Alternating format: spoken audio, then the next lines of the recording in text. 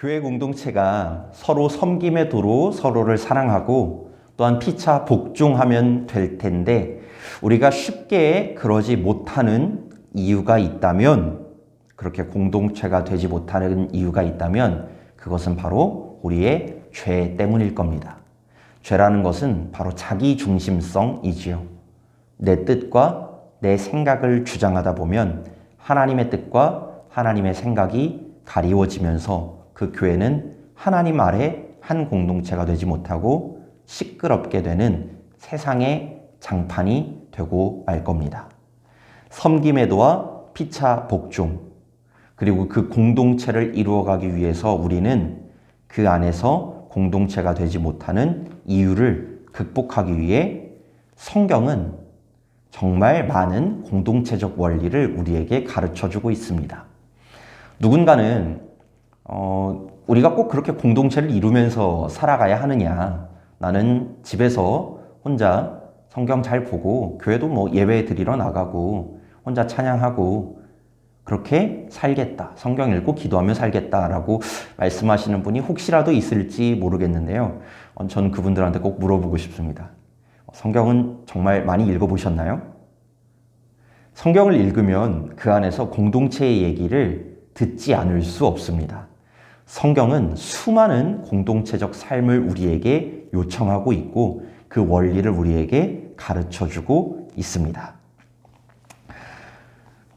우리 그 공동체적 원리가 가장 먼저 나타난 예수님의 세 계명을 함께 봤으면 좋겠는데요. 우리 새번역 성경으로 그 세 계명을 함께 볼까요? 이제 나는 너희에게 새 계명을 준다. 서로 사랑하여라. 내가 너희를 사랑한 것 같이 너희도 서로 사랑하여라. 너희가 서로 사랑하면 모든 사람이 그것으로써 너희가 내 제자인 줄을 알게 될 것이다. 아멘. 예수님이 주신 새 계명이 무엇이었나요? 네, 바로 서로 사랑하는 것이었죠. 그럼 이 계명에 순종하기 위해서 우리가 밑바탕에 갖춰야 할 것이 있는데요. 그것은 오늘 우리가 읽은 요한복음 13장 말씀에 나온 너희에 담겨 있습니다. 예수님께서 이 말씀을 하실 때 이 말씀을 듣고 있는 사람들은 제자들이었습니다. 즉 서로 사랑하라는 말이 선교적 관점에서 볼 때는 세상 모든 인류와 수많은 사람들을 사랑하는 것도 맞지만 1차적으로 예수님께서 전하셨던 서로 사랑의 범위는 너희, 그 당시에는 제자들이었고 지금 우리에게 이것을 적용해 본다면 우리에게 가장 가까이 있는 몇몇 사람들을 사랑하는 것을 말합니다. 예수님께서도 수많은 사람들이 예수님을 따랐지만 그 모든 이들을 똑같이 다 사랑하시면서도 구체적인 모습은 다르게 나타나셨죠. 그 대표적인 것이 바로 12명의 제자입니다. 예수님께서는 자신과 가까이 있었던 10명 남짓의 사람들을 더 특별히 사랑하시고 대우하시고 그들을 양육하셨습니다. 다른 사람과 다른 사랑을 준 것이 아니라 가장 가까이에 있는 이들을 가장 먼저 사랑하신 것이지요. 이토록 예수님께서 우리가 서로 사랑하라는 명령을 주실 때 그 첫 번째 범위는 바로 가까이에 있는 이들입니다. 그런데 이 가까이 있는 사람을 사랑하기가 참 어렵죠. 왜냐하면 가까이 있는 사람들은 나랑 부대끼면서 나를 힘들게 하기 때문입니다. 우리 멀리 있는 사람을 사랑하는 건 썩 어렵지 않습니다. 저쪽 아프리카에 있는 난민과 굶고 있는 아이들을 후원하는 것, 그들을 위해 기도하고 그들에게 후원금도 보내고 하는 것은 생각보다 어렵지 않습니다. 왜냐하면 그들은 나를 힘들게 하지 않거든요. 그런데 가까이 있는 이들은 나를 정말 힘들게 합니다. 우리 교재 132쪽의 2번을 보시면 이런 질문을 하지요. 우리에게 주신 몇몇 사람들을 사랑하려고 할 때 우리에게 잘못하는 사람을 만나기도 하고 또 우리도 다른 사람에게 잘못할 때가 있습니다. 이럴 때 우리는 어떻게 해야 하는지 예수님은 마태복음 18장 20절에서 35절에서 이렇게 말씀하시는데요. 말씀이 좀 깁니다. 오늘 이 말씀 잠시 일시정지하고 읽고 오시면 좋겠습니다. 네, 말씀은 다 읽고 오셨나요? 오늘 말씀은 우리가 가장 잘 알고 있는 용서에 대한 예수님의 천국 비유가 나타납니다. 그리스도인들 사이에 만들어진 새로운 관계를 18장 20절에선 이렇게 얘기하는데요. 바로 두세 사람이 모여 있는 곳에 내가 그들 가운데 있다. 예수님 이름 아래 모인 사람들, 바로 우리 교회이기도 하고 지금 저와 성도님들이 함께하고 있는 이 시간, 이 자리이기도 하죠. 뜬금없이 용서에 관한 이야기 전에 왜 공동체가 나올까요? 우리가 이 부분을 놓치고 있을 수도 있는데요. 7번씩 70번이라도 용서하라는 이 말씀은 예수님께서 공동체의 삶을 이야기하시는 중에 등장한 이야기입니다. 즉, 용서와 공동체는 언제나 함께 연관되어 있을 텐데요. 두세 사람이 모인 모임, 예수님의 이름 아래 모인 지금의 이 자리, 우리 교회의 모든 자리 가운데에서 공동체의 문제가 일어났던 것 같아요. 당시에도 그랬고요. 이 말을 들은 그때의 베드로가 와서 예수님께 이렇게 물어봅니다. 베드로에게 당시 제자들 중에 베드로를 힘들게 하는 사람이 있었던 걸까요? 그 사람과 좀 투닥투닥 하다가 한 5번쯤 용서했는데 예수님께 와서 예수님, 제가 7번까지 저 사람을 용서해야겠습니까? 라고 질문하고 싶었던 것 같기도 합니다. 그 베드로의 질문, 내가 몇 번이나 용서하여 주어야 합니까? 라는 이야기에 예수님께서는 용서받은 자의 비유를 얘기해 주셨죠. 한 달란트는 지금 금액으로 치면 약 한 15년 정도 품삯, 연봉 15년치 정도가 됩니다. 그러면 일반 달란트는 한 15만 년 동안 받을 연봉의 합이라고 할 수 있겠죠. 그러니까 이 말은 어떤 계산할 수 있는 액수가 아니라 엄청나게 큰, 상상할 수 없는 액수라고 생각하시면 될 것 같아요. 그것을 탕감해준 주인이 있었습니다. 그런데 탕감받은 그 사람이 100데나리온, 한 데나리온은 하루 품삯이거든요. 그럼 100일 품삯이니까 한 3달치 월급, 적은 돈은 아니죠. 결코 적은 돈은 아닙니다. 그런데 15만 년 동안 받을 돈을 빚진 것, 그것을 용서받은 사람이 3달치 월급을 밀린 사람에게 자신에게 갚아야 할 그 사람을 용서하지 못했던 사건이 있습니다. 그리고 그것에 대해서 하나님께서는 우리에게 그들을 너희도 불쌍히 여기라고 말씀해 주셨죠. 내 아픔도 분명히 큽니다. 내 아픔이 결코 작지 않습니다. 그런데 내가 하나님께 먼저 용서받은 것을 생각해 본다면, 내가 그 하나님의 자녀가 되었다면 우리는 그 사람을 또한 하나님의 은혜로 용서할 수 있습니다. 용서라는 게 정말 어렵습니다. 그래서 우리는 사람의 힘으로 용서하려는 것이 아니라 하나님의 힘으로 용서하려는 것입니다. 믿는 사람들이라면 용서하기 어려운 그 순간에 하나님의 사랑을 찾으셨으면 좋겠어요. 사람은 필연적으로 원수를 갚고 싶어 합니다. 용서를 하고 싶어 하는 게 아니라 원수를 갚고 싶어 하죠. 그만큼의 보상을 받고 싶어 합니다. 그런데 그 순간, 과연 하나님 앞에서 나에게 그럴 만한 자격이 있을까? 하나님 앞에 용서받은 내가 누군가를 벌하거나 책임을 물을 만한 자격이 있을까를 생각해 본다면, 어쩌면 이건 우리가 은혜 받은 자의 도리로서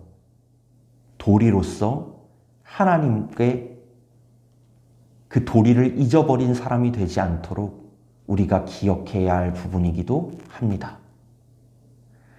나도 받은 것이 있으니 나도 받은 만큼 한다. 예수님께 사랑받은 만큼 우리가 용서할 수 있을지는 모르겠습니다. 그런데 적어도 예수님께 용서받은 사람이라면 우리가 그것에 정말 티끌만한 부분만이라도 도리를 다하여서 그 은혜를 우리도 살아냈으면 좋겠어요. 그래서 바울은 에베소서 4장 32절에서 이것을 이렇게 표현합니다. 서로 친절히 대하며 불쌍히 여기며 하나님께서 그리스도 안에서 여러분을 용서하신 것과 같이 서로 용서하십시오. 용서는 나에게 그 고통을 준 사람을 내 속에서 떠나보내는 겁니다. 용서하지 못하면 그 고통이 계속, 그 사람이 계속 내 안에 있지요. 그래서 용서하지 못하면 우리는 더 건강을 잃어버리고 얽매여 살게 됩니다. 우리는 용서할 때 참된 자유를 누릴 수 있고 우리의 영혼과 몸의 건강을 회복할 수 있죠. 우리가 용서받을 때 하나님께서 우리를 불쌍히 여기셨듯이 우리도 그들을 불쌍히 여기기를 원합니다. 그 사람도 또 누군가에게 피해자였을 것이며 그 죄의 굴레에서 아직 벗어나지 못한 부분 때문에 우리가 그 피해를 받았던 걸 겁니다. 그렇다면 그 죄의 굴레를 끊어내기 위해서라도 다시 한번 그를 불쌍히 여기며 나아갔으면 좋겠습니다. 또한 용서를 할 때 필요한 것이 있는데요. 바로 오늘 에베소서 4장 32절에서 읽은 말씀에 용서 앞에 붙은 서로라는 단어입니다. 용서는 한 사람만 하고 끝나는 것이 아닙니다. 용서는 구하는 사람이 있어야 용서를 받는 사람이 생깁니다. 상대가 용서하지 않는다면 사실 어쩌면 그 관계는 계속 틀어질 수밖에 없지요. 하나님께서도 자신의 죄를 회개하지 않고 자복하지 않으면서 멋대로 살아가는 사람을 용서하시는 것이 아닙니다. 회개하는 자에게 용서를 베풀어 주시지요. 세상에서 용서에 관한 많은 책들이 있지만 용서를 하라고만 얘기하지 용서를 받아주는 것, 서로 용서하는 것에 대해서는 많이 얘기하지 않는 것 같아요. 용서할 때 내가 누군가를 용서하는 것도 있지만 나에게 용서를 구하는 자가 있다면 용서를 받아줄 수 있는 것, 나도 그를 용서하는 것, 서로 잘못한 것을 피차 복종하는 마음으로 용서를 구하는 것, 이 용서, 서로 해줄 수 있는 용서가 있기를 원합니다. 그럴 때 우리는 참된 공동체를 만들어 나갈 수 있고 섬김의 도와 피차 복종하는 것을 실천할 수 있습니다. 마지막으로 이 용서와 함께 필요한 또 다른 부분 하나가 있는데요. 그것은 골로새서 3장 13절에 나옵니다. 누가 누구에게 불평할 일이 있더라도 서로 용납하여 주고 서로 용서하여 주십시오. 주님께서 여러분을 용서하신 것과 같이 여러분도 서로 용서하십시오. 아멘. 용서는 잘못한 것을 잊고 없는 것으로 하는 것이라면 용납은 나와 다른 것, 부족한 것을 받아들이는 것입니다. 어쩌면 용서보다도 힘들지도 모르겠습니다. 용서는 잘못이 뚜렷하니 그것을 이해하겠다, 잊겠다라고 하는 것인데 다른 것은 나와 맞는 것도 있고 달라서 힘든 것도 있다 보니 참 그것을 조절하기가 애매하지요. 그런데 우리가 예수님의 모습을 생각해 본다면 우리는 이 용납이 꼭 필요하다는 것을 알게 됩니다.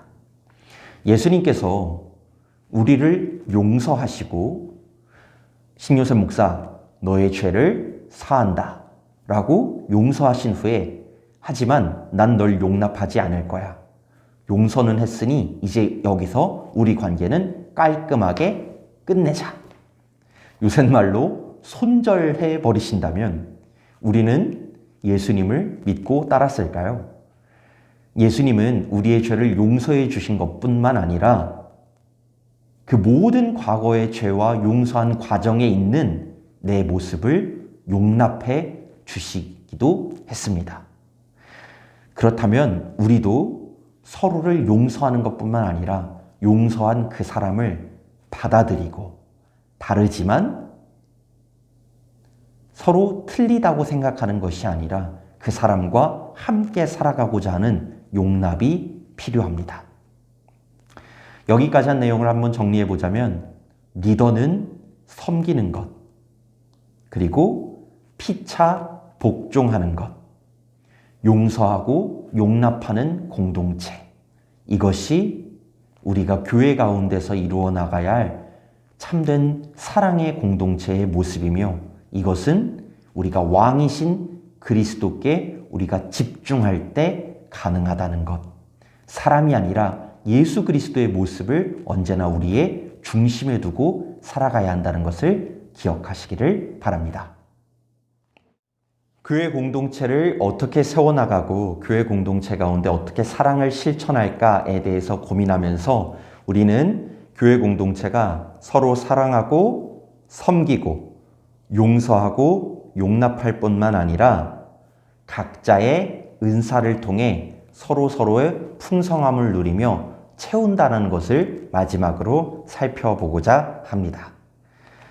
우리가 그리스도의 몸 안에 함께 속해 있으면요, 우리에게는 용서할 일도 많고 용납할 일도 많고 피차 복종할 것도 많이 있지만 우리에게 특별한 선물이 하나 있는데요. 그것으로 하나님이 어떤 일을 왜 하도록 하셨는지 오늘 교재와 함께 살펴보겠습니다. 우리 고린도전서 12장 3절부터 13절 말씀인데요.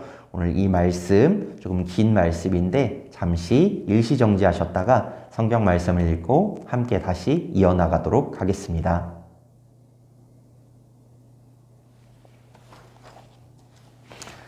네, 다 읽고 오셨나요? 우리 고린도전서 말씀에서의 공동체에는 대전제가 하나 있어요. 큰 전제, 기초가 되는 반석이 있는데요. 3절 말씀을 보면 공동체의 대전제는 예수님이 우리의 주인이시다, 주님이시다라는 성령님께서 우리에게 가능케 하시는 고백이 있습니다.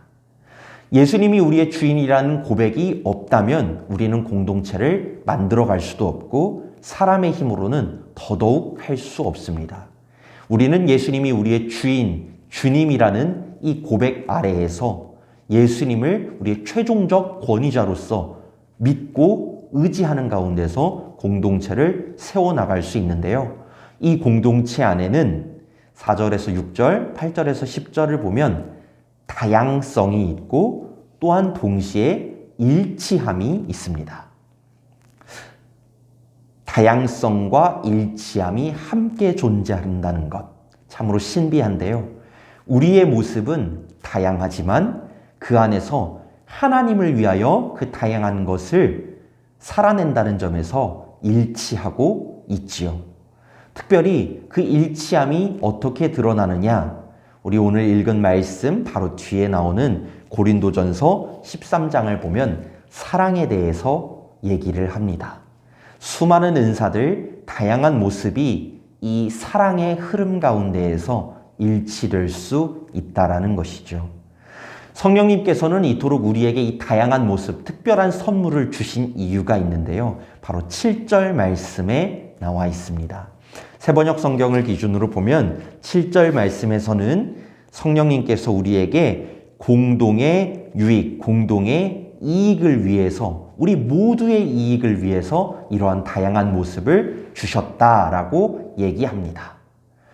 우리가 처음에 교회를 생각할 때 지체의 비유를 들었듯이 우리가 한 사람 한 사람 서로 다 다른 모습, 다른 성정을 가지고 있지만 이것들을 하나로 합쳐서 하나님을 위해 사용할 때 그것들이 각자의 자리에서 각자의 역할을 다 담당하며 서로에게 유익을 줄 수 있는 한 몸이 되어간다는 것을 우리는 살펴본 적이 있습니다. 그래서 사실 이렇게 은사가 그 풍성함이 잘 나타나는 교회는 한 사람이 도드라지는 것이 아니라 여러 사람 속에서 수많은 일이 일어나지만 주인공과 아닌 사람이 나뉘어지지 않고 모두가 함께 그 기쁨을 즐기는, 기뻐하는 모습들을 볼 수 있어요. 특히 어떤 신유의 은사, 치유의 은사가 나타나는 교회들이 있는데요. 그런 데서는 치유의 은사를 사용해야 할 때가 있을 때 그 자리에서 그 은사를 가진 한 사람만 안수 기도를 한다든지 그런 것이 아니라 몇몇 사람들이 함께 나와서 기도를 합니다. 그 한 사람만 도드라지지 않도록 하기 위해서 주의하는 것이지요. 그리고 그것이 낫는 신유의 체험을 했을 때 함께 기뻐하게 되는데요.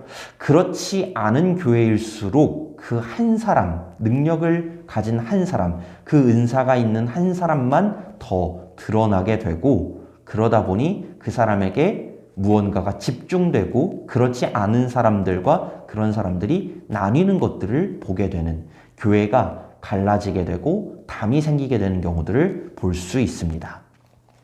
우리 교회에서도 그렇지요. 드러나는 자리가 있고요. 숨어있고 굳은 자리가 있습니다. 근데 건강한 교회일수록 드러나는 자리라고 해서 그것만 칭송받는 것이 아니고 숨은 일, 굳은 일, 이 모든 것들이 그 사람에게 주신 하나님의 은사로서 주어지고 서로 함께 격려하고 칭찬하고 피차 복종하면서